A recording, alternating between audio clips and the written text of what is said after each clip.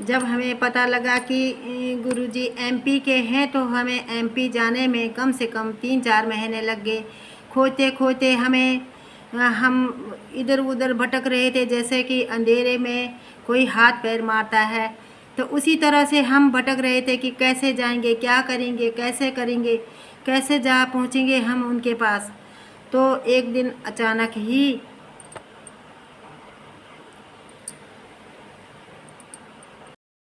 बोलो बागेश्वर सरकार की जय, बागेश्वर बालाजी की जय, बागेश्वर की दिव्य शक्तियों की जय, सीताराम भगवान की जय, साधु जी की जय, सन्यासी बाबा जी की जय, दादा गुरु जी की जय, सीताराम भगवान की जय, साधु जी की जय, बागेश्वर की दिव्य शक्तियों की जय, चिमिटा वाले बाबा जी की जय हो, जय हो, जय। अब उन्हें हम एमपी से तो जानते नहीं थे, वे वृंदावन से आए थे, तो एमपी से हम जानते नहीं हैं वे, और कैसे जाएं। बच्चे भी हमारे हमारे इतना इंटरेस्ट नहीं रखते थे, तो हम क्या करें, कैसे जाएं। तो आज एक दिन जब हम यूट्यूब से पूछा करते थे कि एमपी खजुराहो छतरपुर से कोई ट्रेन, तो वो छतरपुर और खजुराहो और गड़ा गांव इतना ही बताते थे, उसके आगे कुछ नहीं बताते थे। एक दिन अचानक दिल्ली से मेरी भाभी जी का फ़ोन आता है और भाभी जी बोलती हैं कि ननद जी कब आ रही हो दिल्ली। तो मैंने अचानक ही दिल्ली जाने का विचार बनाया और मैं दिल्ली पहुंची। दिल्ली रेलवे में मेरी भतीजी रहती है, तो रेलवे में उससे मैंने कहा कि तुम थोड़ा सर्च करके छतरपुर खजुराहो से कोई ट्रेन दिल्ली वाली देखो। तो उसने बताया कि बुआ जी ट्रेन ट्रेन जो है वो छतरपुर खजुराहो से कुरुक्षेत्र की जाती है, कुरुक्षेत्र खजुराहो है। तो फिर मैंने उसी समय अपनी भतीजी से अपनी गाड़ी की टिकट कुरुक्षेत्र खजुराहो एमपी वाली गाड़ी में करवा दी। और मैंने मैंने मैंने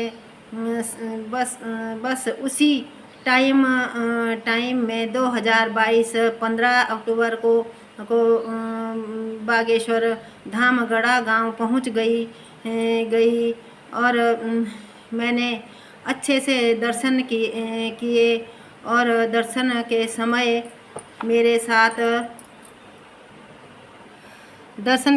मेरे साथ ये लोग थे। ये लोग दिल्ली से आए थे, लेकिन हमने इकट्ठे ही दर्शन किए और इनका बेटा भी साथ में है। और जब हमने दर्शन करने के बाद लंगर पाया, तो हमारे साथ ये 2 जने थे। तो हम पहली बार का आनंद इस तरह था हमारा कि हमने बालाजी के अच्छे से दिव्य और भव्य दर्शन किए। और हम वहाँ जाकर, मुझे याद नहीं है कि हम कितने दिन वहाँ पे रुके थे, लेकिन बहुत ही अच्छे दर्शन हुए थे। गुरु जी के भी अच्छे दर्शन हुए, बागेश्वर सरकार के। और हम कम से कम आना जाना लगा रहा। 2 बार मैं उसी महीने अक्टूबर में चली गई और फिर मेरा आना जाना लगा रहा। और 10वीं बार में मेरी अर्जी स्वीकार हो गई। उसके बाद मैं क्या कहूँ, मैं जैसे ही गुरुजी ने मुझको बुलाया, तो मेरे पैरों के नीचे से ज़मीन खिसक गई। मुझे ऐसा लगा कि खुशी के मारे मेरा कोई ठिकाना ही नहीं रहा। और मैं जैसे कि माँ अपने बिछड़े हुए बालक से मिलती है, जैसे बहन अपने बिछड़े भाई को मिलती है, ऐसे ही जैसे कि बच्चा अपने बिछड़े हुए पिता से मिलता है, तो वैसे ही हम भी मिल रहे थे उनसे। तो वैसे तो हमारे पास हमेशा ही माला होती थी, लेकिन उस दिन हमारे पास कोई माला नहीं थी। तो मेरे पास सिर्फ 2 फूल थे। वो 2 फूल चढ़ाए मैंने जैसे गुरुजी के चरणों में। तो मैंने उनसे यही बोला कि मैं आपसे बहुत नाराज़ हूँ, तो वो बोले कि क्यों नाराज़ हो? मैंने कहा आप इतने दिनों बाद जो मिल रहे हो। तो मैंने वो बोले कि कितने दिनों बाद? मैंने कहा जब मैंने तो आपको छोटे में देखा था, जब आपने पंजाब के फाजिल्का में कथा करी थी तो तब। तो वो बोले कि कब से? तो उन्होंने फिर मुंह फुलाया, उन्होंने याद करा तो बोले 15 साल हो गए हैं लगभग। तो इतने सालों से ढूंढ रही थी, क्या देखा था आपने मुझ में? तो मैंने तो यही कहा कि आप तो वो दिव्य बालक हो, अनमोल रतन हो हमारे लिए।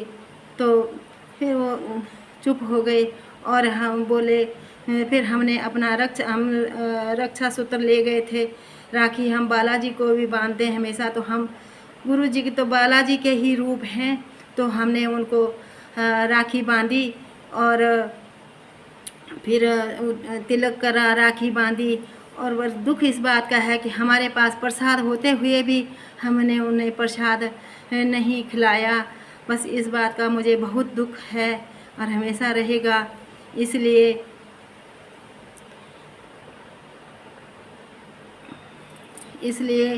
कि मैं उनको प्रसाद नहीं खिला पाई। और गुरुजी से जैसे कि मेरे आंसू रुक नहीं रहे थे, मैं इतना रो रही थी, इतना आंसू आ रहे थे खुशी के मारे। जो आंसू आ रहे थे ऐसा लग रहा था कि जैसे बिछड़ा हुआ माँ बच्चा मिलते हैं, ऐसे लग रहा था कि लिपट के रो पड़ो, उनसे मिल जाऊं। लेकिन मर्यादा, एक मर्यादा होती है ना, तो गुरु और शिष्य की, तो वो मर्यादा ध्यान में रखते हुए हमने गुरुजी के दर्शन किए। गुरुजी ने वो सब आप लोगों के सामने ही था दृश्य, जो कि पर्चा बना, 2-3 क्वेश्चन मेरे बताए उन्होंने। और अभी तक मैं बीच में ही लटकी हुई हूँ। और गुरुजी मुझ पर कृपा करें, अपना आशीर्वाद मुझे दें, मेरे साथ हमेशा आपका आशीर्वाद बना रहे, मैं यही चाहती हूँ। और अगर थोड़ा सा समय मेरे लिए निकाल पाओ तो कभी अपने दिव्य दर्शन मुझे देना, आमना सामने थोड़ा सी 2-4 मिनट मेरे लिए बात करने का टाइम देना। प्रभु आपको कोटि कोटि प्रणाम, आपके माता पिता को भी कोटि कोटि प्रणाम। आपके माता पिताजी से भी मिली हूँ मैं, वो भी बहुत ही सहज सरल स्वभाव के हैं दोनों जने, उनसे मिली हूँ। उन्होंने मुझे खूब खूब आशीर्वाद दिया और मैं उनसे मिली। गुरुजी के पिताजी से भी मिली, उनसे भी पूछा था मैंने कि आप भी गए थे फाजिल्का में गुरुजी के साथ जब राम कथा की थी गुरुजी ने छोटे में, तो उन्होंने भी हाँ कहा था। तो मुझे बहुत अच्छे लगे वो लोग, वहाँ उनके घर पर जाती हूँ हमेशा, उनके पास मिल के आती हूँ। और वो इतने सरल स्वभाव के हैं, क्या ही बताऊँ, बहुत अच्छे हैं बेचारे, बहुत ही अच्छे हैं वो। तो उन्होंने, भगवान उनकी उम्र दिन दुगनी रात चौगनी करे। हमारे बागेश्वर सरकार, जब तक गंगा जी में पानी रहे तब तक बागेश्वर सरकार की जिंदगानी रहे, जब तक चांद सितारे रहे, जब तक सूरज चांद रहे, तब तक तुम्हारी जिंदगानी रहे। मैं यही प्रार्थना करती हूँ भगवान से, हमारे बागेश्वर सरकार की उम्र दिन दुगनी रात चौगनी तरक्की करें। और जब तक गंगा जी में पानी रहे, जब तक सूरज चांद रहे, तब तक आपकी जिंदगानी रहे। बोलो बागेश्वर भगवान की जय, बागेश्वर बालाजी की जय, सतगुरु सन्यासी बाबा की जय हो, जय हो, जय हो, जय हो।